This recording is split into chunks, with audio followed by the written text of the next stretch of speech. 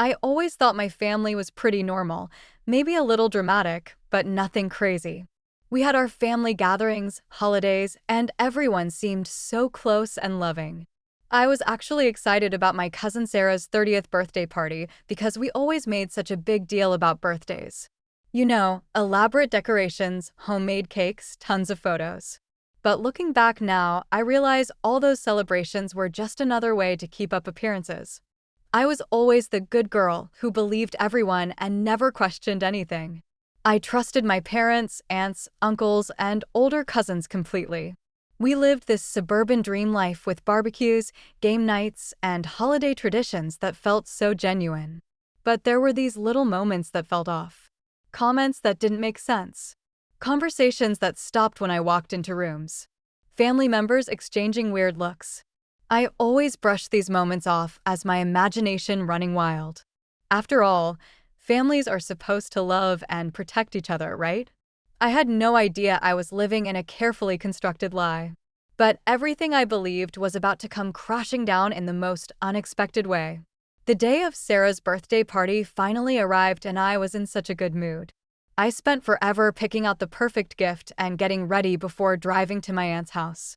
When I walked in, everything looked absolutely beautiful. Balloons everywhere, colorful streamers, and this gorgeous cake that must have taken hours to make.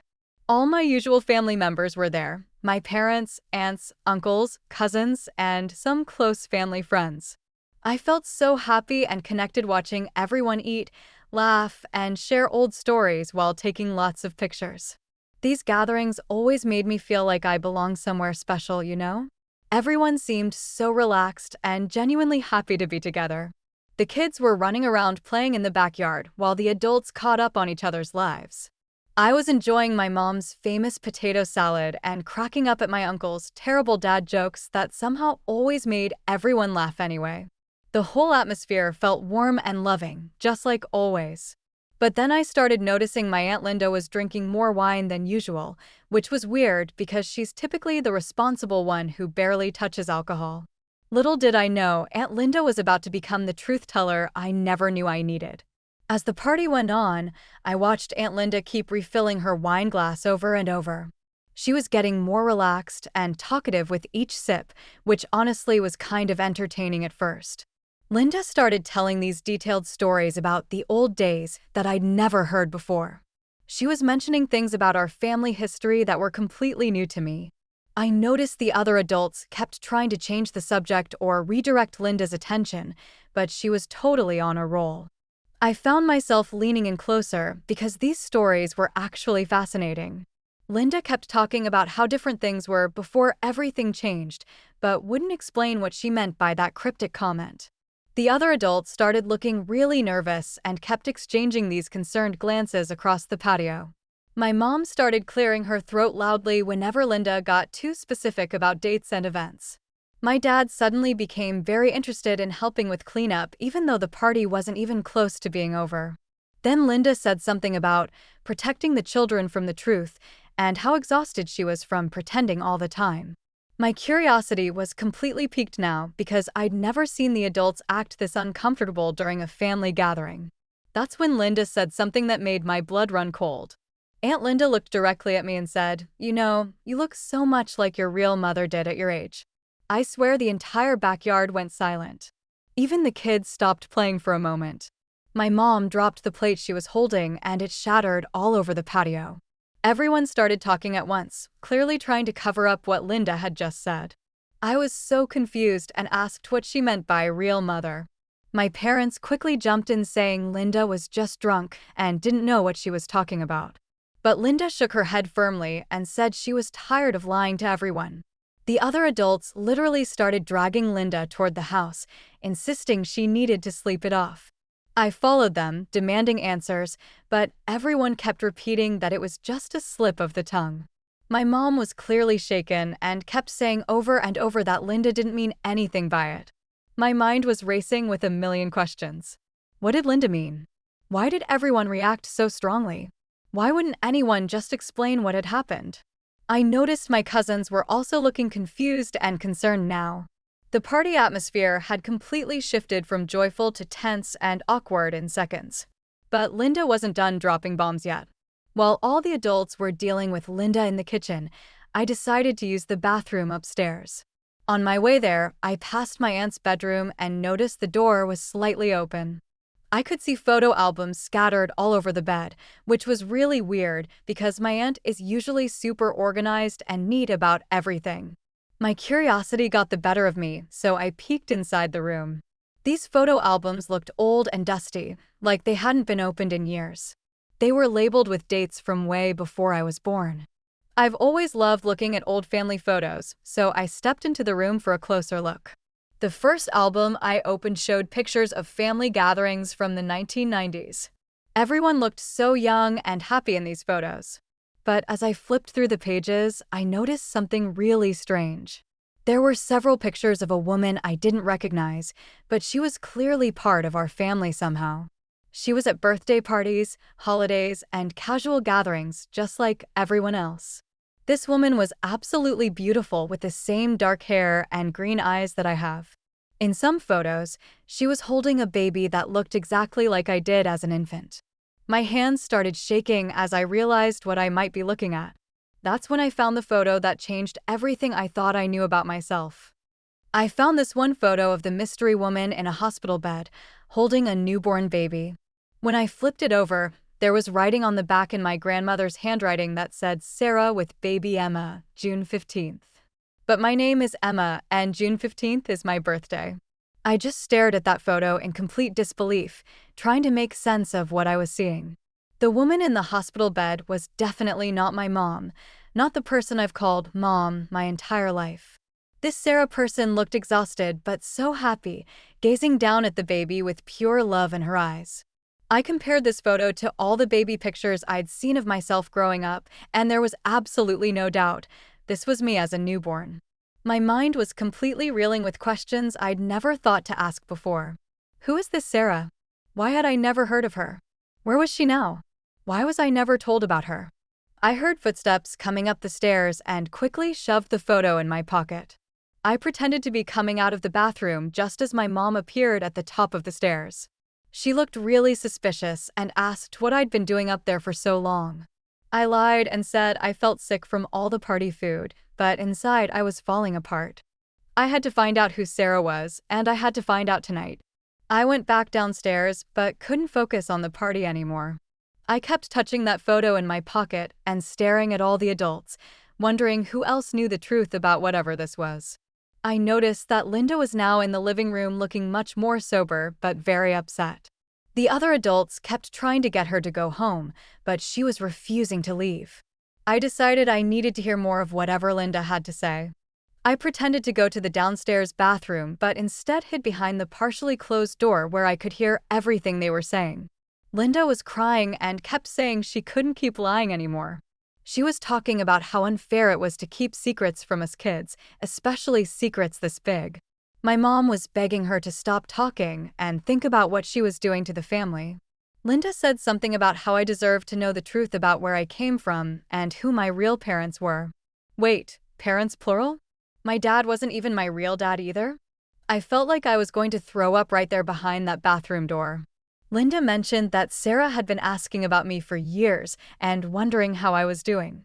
So this Sarah person was still alive and thinking about me? The adults kept shushing Linda, but she was on a mission now.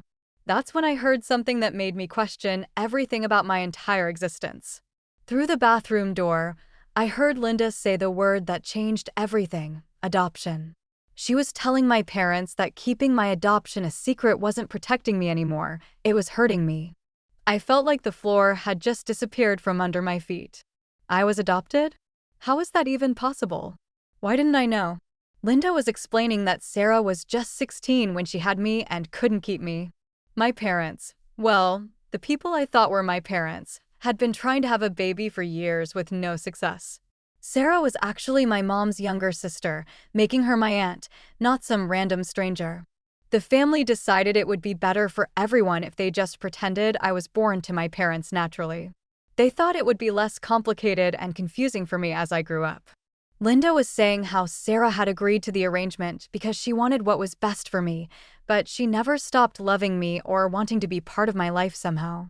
My mom was crying now, saying they were just trying to protect me from feeling unwanted or different. But Linda argued that hiding the truth was making everything worse, especially now that I was an adult who could handle knowing where I came from. I couldn't believe what I was hearing. My entire identity was a lie. But the secrets went even deeper than just my adoption. As I kept listening, I realized this wasn't just about me being adopted. Linda was talking about how the whole family had been part of this massive conspiracy to keep the truth hidden. Everyone knew, my grandparents, aunts, uncles, even some of my older cousins. They'd all been lying to my face my entire life. Linda mentioned family meetings where they discussed what to say if I ever asked questions about baby photos or why I didn't look exactly like my parents. They had rehearsed stories and explanations ready for any situation. Even worse, Linda revealed that Sarah had been at some of our family gatherings over the years, but I was always told she was just a family friend, visiting from out of state. I tried to remember if I'd ever met anyone who seemed particularly interested in me or asked a lot of questions about my life. There were a few women over the years who'd seemed really focused on me during parties, but I'd never thought anything of it. My mom was sobbing now, saying they just wanted me to feel secure and loved. But Linda fired back that lying to someone about their origins isn't love, it's selfish. She said Sarah had respected their wishes for years, but was getting tired of being erased from my life story. The level of deception was absolutely mind-blowing. Then Linda revealed something that made me realize I wasn't the only victim of their lies. Linda dropped another bomb by mentioning that some of my other cousins were also adopted, but from completely different circumstances. She said my cousin Jake was actually the son of my uncle's ex-girlfriend who couldn't handle being a single mom. And my cousin Maya was adopted after her teenage parents died in a car accident. I felt sick realizing that we'd all been living these manufactured lives, none of us knowing the real truth about where we came from. Linda was arguing that all of us kids deserved to know our real stories, especially now that we were all adults. She mentioned how unfair it was that we couldn't make informed decisions about our medical history, potential genetic issues, or even just understanding our personalities and traits. My mom kept saying they were protecting us from painful truths, but Linda wasn't buying it anymore. She said keeping these secrets was actually causing more harm than good. I thought about all the times I'd wondered why I was so different from my parents in terms of interests, personality, and even physical appearance. Everyone always said I was just unique, but now I understood why I never felt like I truly fit in. Linda mentioned that Sarah had been asking if she could at least send me letters or birthday cards, but my parents had always said no. That's when I learned about the box of letters I was never supposed to see. Linda revealed that Sarah had been writing me letters for years. Birthday letters, Christmas letters, letters about important milestones in her life that she wanted to share with me. My parents had been keeping all of these letters in a box hidden somewhere in their house. I couldn't believe that my birth mother had been trying to connect with me this whole time, and I'd never known. Linda said the letters weren't demanding or pushy, they were just a mother's way of staying connected to the daughter she'd given up. She described how Sarah would write about her job, her hobbies, her hopes for my future, and how proud she was of the person I was becoming based on what little information the family would share with her. My mom was begging Linda to stop revealing all of this, saying it wasn't her place to make these decisions for the family. But Linda said someone had to tell the truth because this web of lies was destroying everyone involved. She mentioned that Sarah had even sent photos of herself over the years, so I could see what she looked like and maybe understand where some of my features came from. All of this love and connection had been sitting in a box somewhere, kept away from me like I was some kind of child who couldn't handle reality. I felt angry and betrayed in a way I'd never experienced before. But the most shocking revelation was still coming. Linda started talking about Sarah's life now, and I hung on every single word. Apparently, Sarah had gotten married a few years after I was born and had 2 other children, which meant I had half-siblings I'd never met. She described Sarah as this amazing woman who'd become a teacher and was actively involved in helping other young mothers in difficult situations. Linda said Sarah had never stopped regretting giving me up, even though she knew it was the right decision at the time. She'd built a beautiful life for herself, but always felt like there was this missing piece, me. My parents kept arguing that bringing Sarah back into my life now would just complicate everything and potentially hurt everyone involved. But Linda countered that I was a grown woman who deserved to make my own choices about my relationships and family connections. She revealed that Sarah lived only 2 hours away from us and had been hoping for years that she might accidentally run into me at a mall or a restaurant somewhere. The idea that my birth mother had been so close this whole time, hoping to catch a glimpse of me, just broke my heart. Linda mentioned that Sarah had even driven by our house a few times over the years, just wanting to see where I was growing up and if I looked happy. That's when I realized I had to take matters into my own hands. I couldn't listen to any more of this from behind a bathroom door. I had to do something with all this information that was completely overwhelming my brain. I quietly snuck back outside where some of my cousins were still hanging around, and I decided to test the waters with them.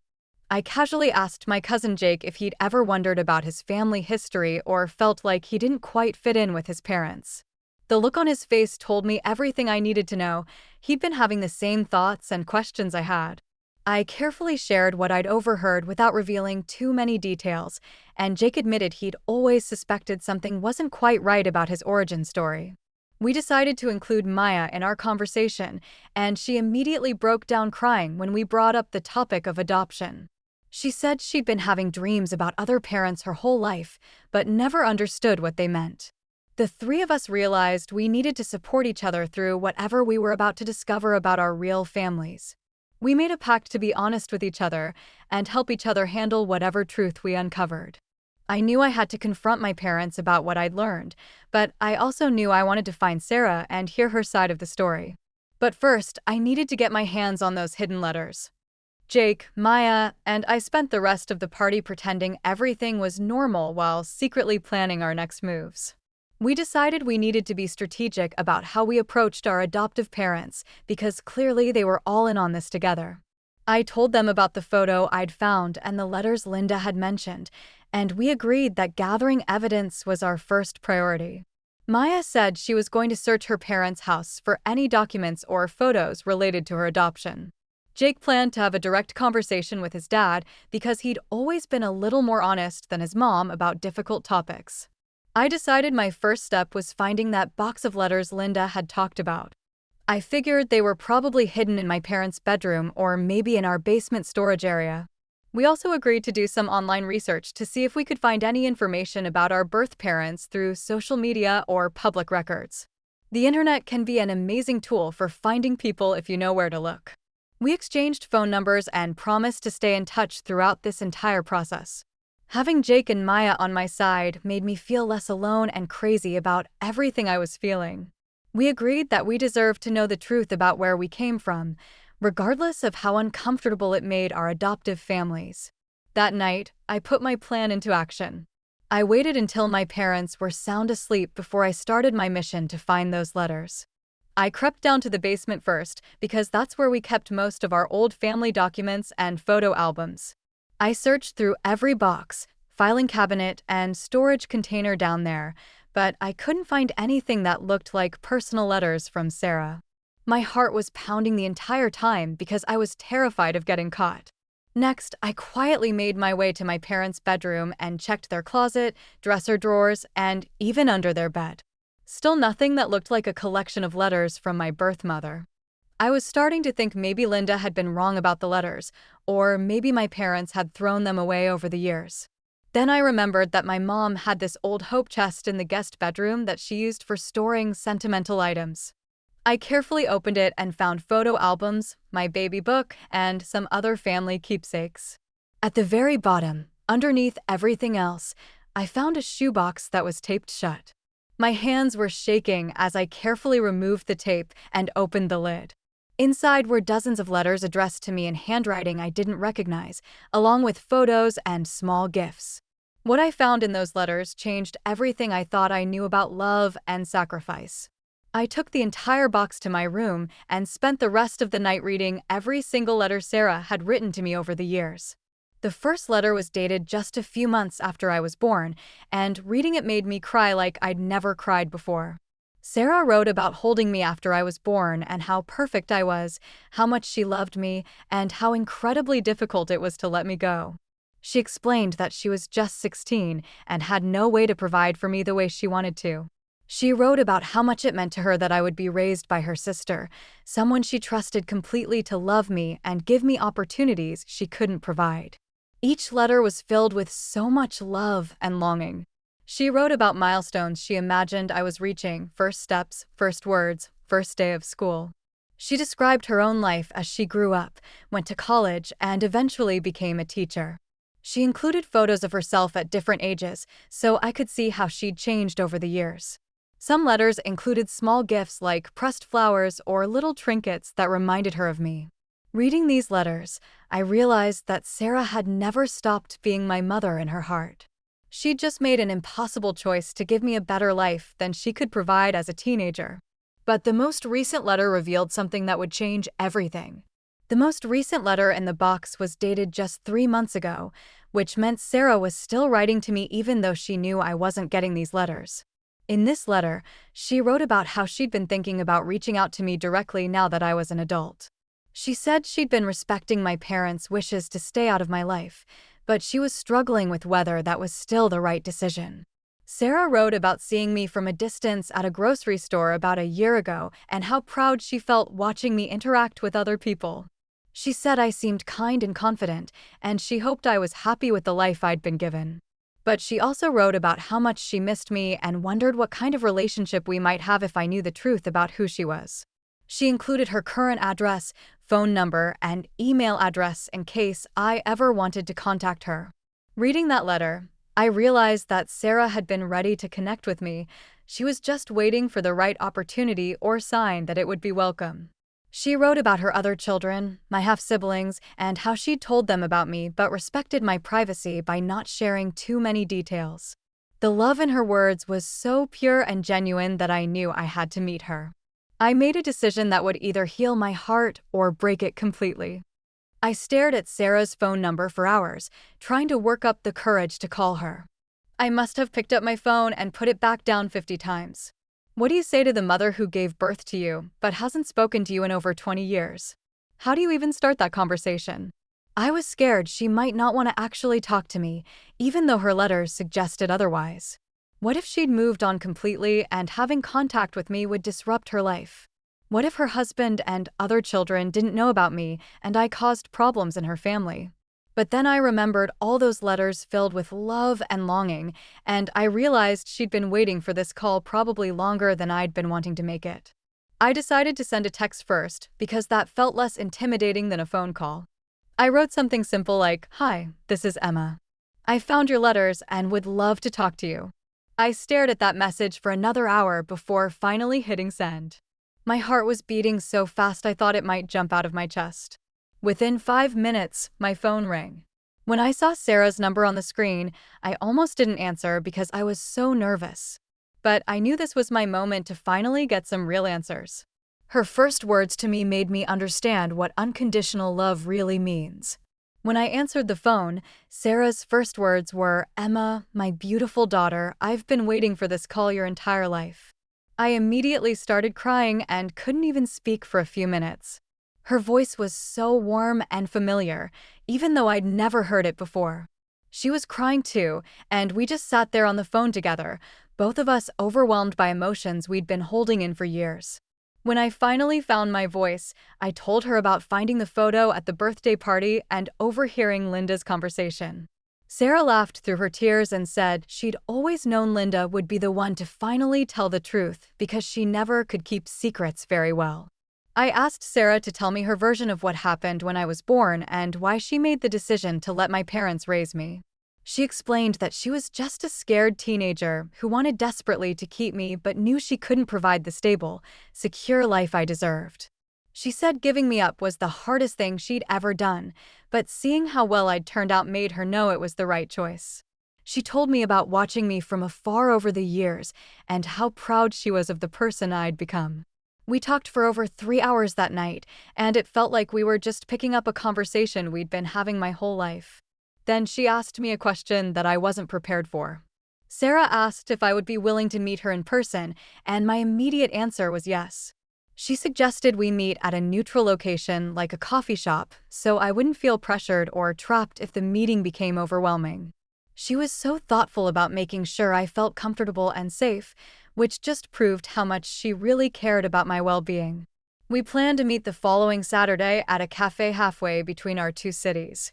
Sarah asked if she could bring photos of my half-siblings so I could see what they looked like, and she wanted to know if there was anything specific I wanted to ask her or talk about. I told her I wanted to know everything about her pregnancy, what I was like as a baby, why she chose my parents specifically, and what her life had been like since then. She warned me that some parts of her story might be difficult to hear because she'd struggled with depression and guilt for years after giving me up. But she promised to be completely honest with me about everything, even the painful parts. I asked her not to tell my parents about our contact yet because I wanted to process everything myself first before dealing with their reactions. She agreed and said she understood that this was my journey and my timeline. The thought of finally meeting my birth mother was both terrifying and exciting. But I knew I had to prepare myself for what I might learn about my origins. The week leading up to my meeting with Sarah was the longest week of my life. I couldn't concentrate at work, I barely slept, and I kept reading and rereading all of her letters to prepare myself for our conversation. I also spent time researching teenage pregnancy and adoption to better understand what Sarah had gone through when she was just 16. I wanted to approach our meeting with empathy and understanding rather than judgment or anger. I talked to Jake and Maya almost every day, and they were both dealing with their own family drama as they confronted their adoptive parents about their origins.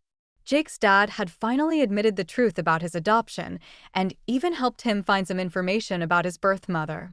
Maya's parents were still denying everything, which was causing a lot of tension in their household. Having their support meant everything to me because they were the only people who truly understood what I was going through. I also spent time thinking about how I wanted to handle the situation with my adoptive parents. Part of me was angry that they'd lied to me for so long, but another part of me understood they'd been trying to protect me in their own way. I decided I would wait until after meeting Sarah to have that difficult conversation with them. I wanted to have all the information first before deciding how to move forward. Saturday morning arrived, and I was about to come face to face with the woman who gave me life. I arrived at the coffee shop 15 minutes early because I was too nervous to wait at home any longer.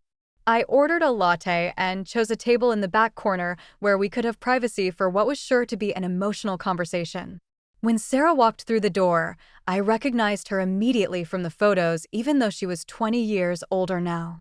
She looked around the cafe until she spotted me, and the smile that spread across her face was the most beautiful thing I'd ever seen.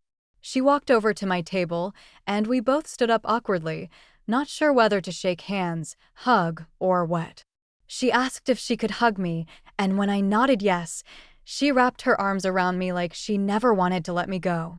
We were both crying before we even sat down, and other customers in the coffee shop were definitely staring at us. Sarah told me I was even more beautiful in person than she'd imagined, and she couldn't believe how much I'd grown up. She said she could see features from both her family and my biological father in my face. I asked her to tell me about my biological father because that was something I'd been curious about but hadn't found any information about in her letters. Her expression got a little sad, and I knew this was going to be one of those difficult parts of the story she'd warned me about. What she told me about my biological father changed everything I thought I knew about my conception. Sarah took a deep breath and told me that my biological father was actually her high school boyfriend who she'd been with for over a year. His name was David, and they'd been planning to get married after graduation until she found out she was pregnant. She said David came from a very religious, conservative family who were absolutely horrified when they learned about the pregnancy. His parents immediately demanded that he break up with Sarah and threatened to disown him if he had anything to do with the baby. Sarah explained that David was only 17 himself and was terrified of losing his family's support, especially since he needed their help paying for college. She said he initially wanted to do the right thing and support her, but the pressure from his family was too intense. David's parents even threatened to have Sarah's family kicked out of their apartment if she tried to get child support or maintain contact with their son. Sarah made the incredibly difficult decision to protect David's future by agreeing never to contact him or his family about me. She said she loved him enough to let him go and build the life his parents wanted for him.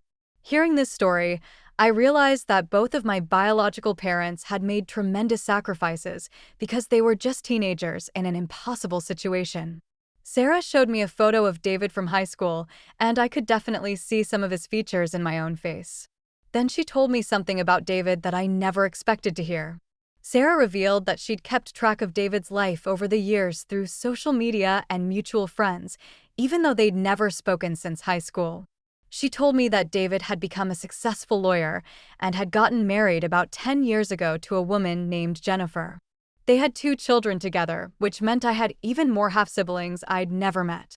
But then Sarah told me something that completely shocked me. David had reached out to her about 5 years ago through Facebook.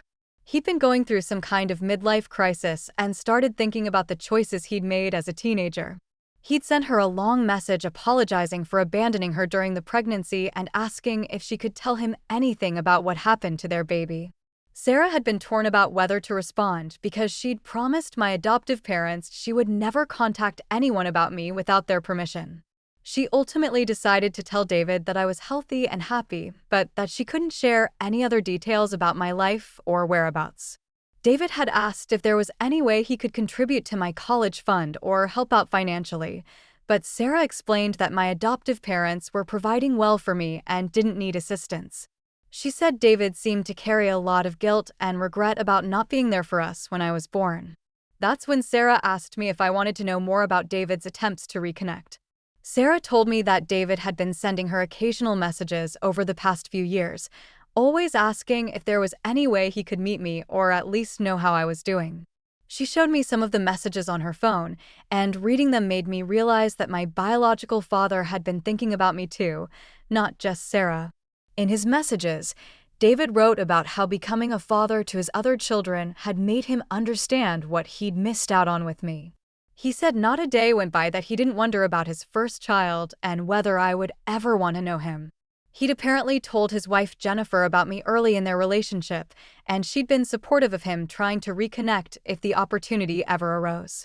David had even started putting money aside in a savings account for me, just in case we ever met, and he could help with anything I needed. Sarah said she'd been saving all of his messages because she hoped that someday she might be able to share them with me. She explained that she'd never responded to most of his messages because she wanted to respect my privacy and my adoptive parents' wishes. But now that I was an adult and we were reconnecting, she wanted me to know that my biological father was also interested in having a relationship with me if I was open to it. The idea of having not just one but both of my biological parents wanting to know me was overwhelming in the best possible way. But Sarah had one more surprise that would completely change my understanding of my extended family. Sarah told me that David's sister had also been reaching out to her occasionally, asking about me and expressing regret about how their family had handled the situation 20 years ago. Apparently, David's sister Rebecca had always felt terrible about the way her parents had treated Sarah and had been quietly hoping for a chance to make things right. Rebecca had even told Sarah that their parents had mellowed significantly over the years and might be more accepting of me now than they were when they were younger and more rigid in their thinking.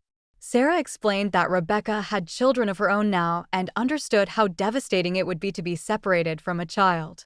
She'd apparently tried to convince her parents over the years to reach out to Sarah and see if there was a way to be part of my life. But David's parents had always refused, insisting that the past should stay in the past. However, Rebecca had mentioned that their father had been diagnosed with a serious illness recently and had been reflecting on his life choices and regrets. Sarah wasn't sure if that meant he might be more open to meeting me now, but Rebecca seemed to think it was a possibility. The idea that I might. So there you have it. How one cousin's birthday completely changed my life and revealed shocking family secrets I never saw coming. Sometimes birthday surprises gone wrong turn into the biggest blessings in disguise. If you love this family mystery birthday story and want to hear more unexpected family revelations, hit that subscribe button. I share all my family drama stories here because we all deserve to know the truth about where we come from. Have you ever discovered hidden family secrets at a celebration? Drop your birthday drama stories in the comments below. I read every single one.